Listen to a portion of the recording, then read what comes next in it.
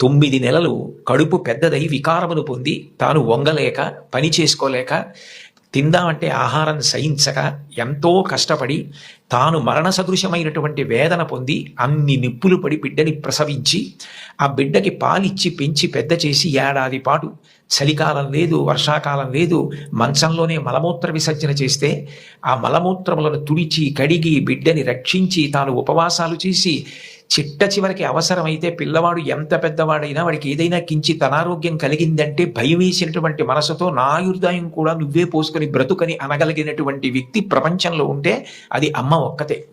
అందుకే అమ్మ లాంటి ప్రాణి లోకంలో లేదు.